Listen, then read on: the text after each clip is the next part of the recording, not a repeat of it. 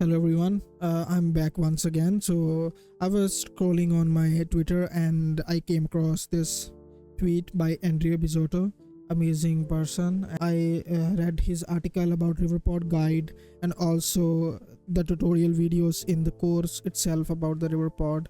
It became so natural to me. So he tweeted about this UI challenge, syncing page view and list view, and I solved this challenge and I thought, okay, let's make a video about it so that anyone else can see, and maybe there will be another approaches, but I will be using Riverpod for managing the state between the list view and the page view.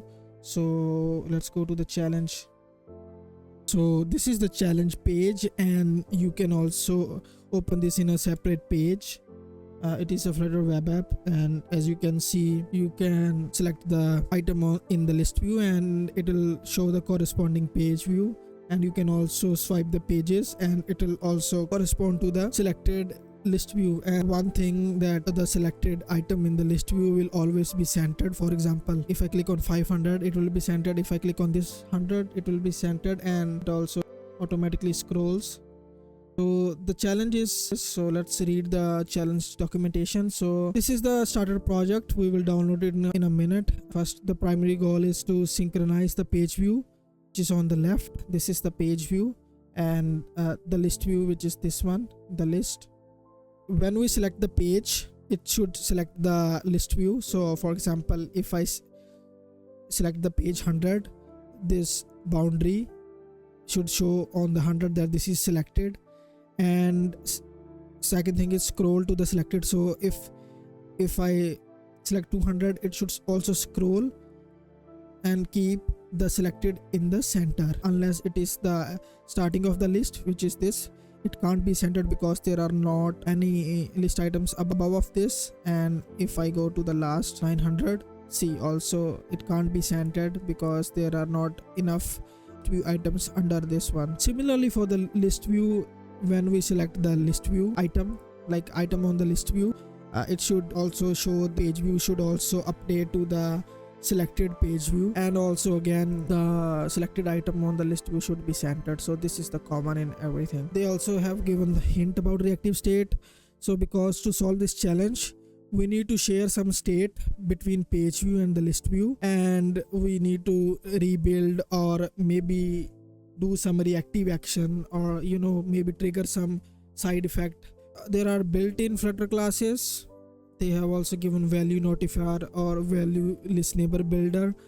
We can also go on this approach, but as I mentioned earlier, I will be using Riverpod because I like Riverpod so much, and also it makes our UI or controller settings or everything much cleaner.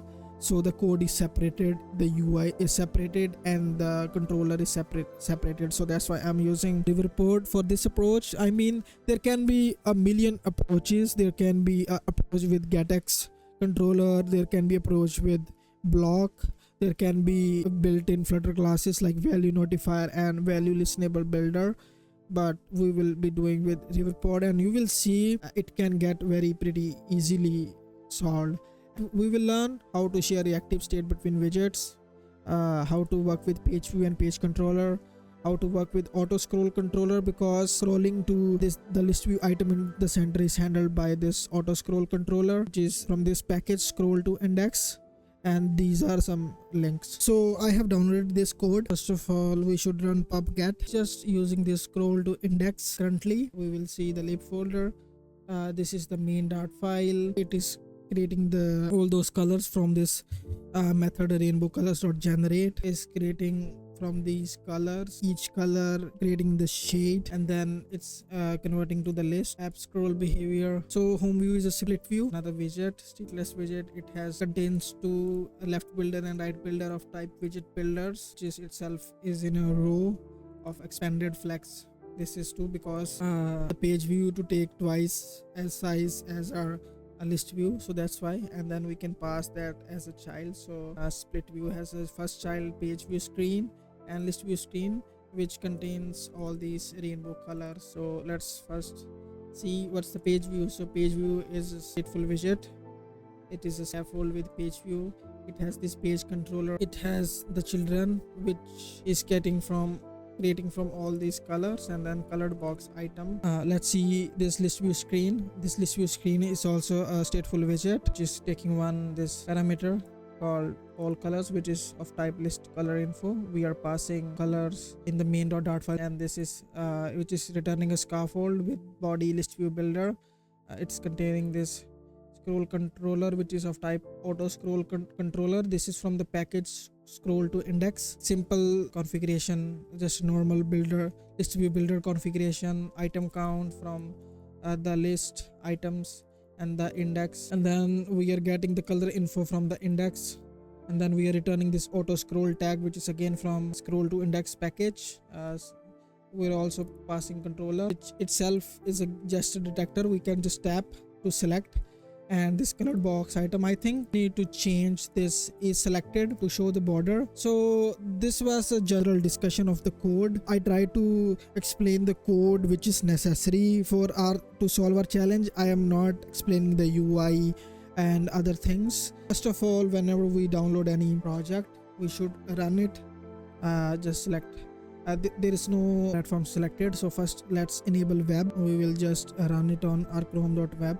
It says add the web platform to this project.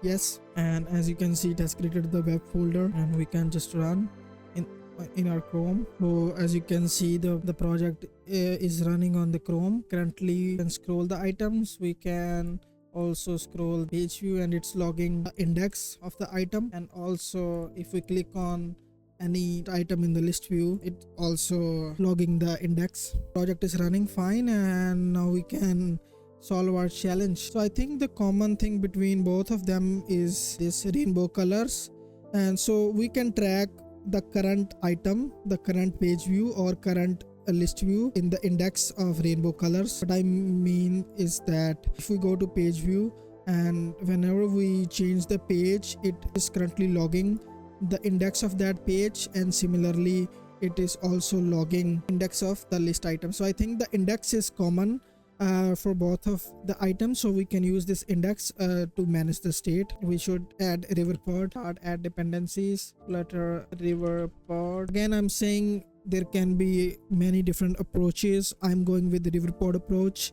There can be a native approach with value listenable builder or value notifier, also with block or other state management libraries, but I like Riverpod, so that's why I'm using Riverpod. So Riverpod is added. We should wrap our main app in a widget called provider scope. I have again restarted the project because I added provider scope in the main app, so I thought maybe we should restart the project. And now we can use Riverpod providers, different providers for this one, but I will use Notifier and Notifier Provider because it's a modern approach. But for this use case, we can also use the simple state provider because it's just an integer, the index.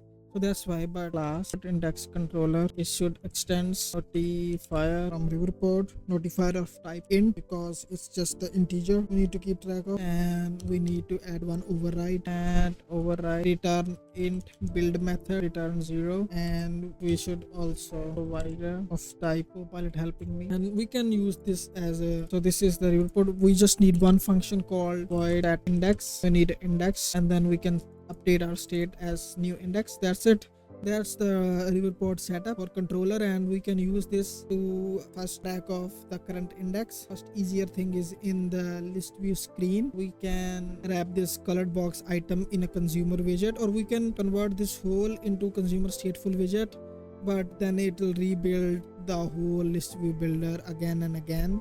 So that's why I just want to wrap this colored, because we need to keep the track of is it selected or not. So let's wrap with the builder first. Change it to consumer, and the builder method takes 3 things. We should change it to ref final is selected equals to ref.watch current index controller. We should import this well as, and we can check whether if it's equal to the index of current item, and then we should pass this boolean to is selected. And as you can see, 50 got this border, which means it's selected. If you still want to see how the border is implemented, just open this colored box item. This is selected is used to change the border. For example, if the border we should implement the border color.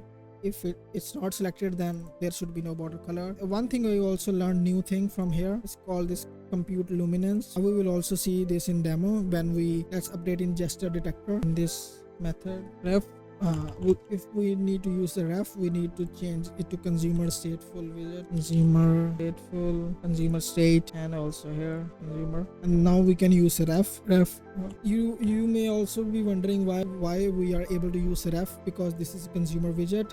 But if we want to use ref in the whole, we need to convert the whole stateful widget to consumer stateful widget. Another thing, we can also keep track this in the whole thing, but I don't want to rebuild the whole widget again and again. That's why we are separating this consumer for this colored box item selection. So ref dot read current index controller dot notifier, which method set index, and we are passing the current index, and we should remove this to do. And now you can see when I change when I tap on every list item, it got selected and the border is changed. And as I was telling this luminance thing, this is the new thing which I learned, whether the border will be dark or white. Like for example, this is very light shade, it has black border. When it's a darker shade, it has light border.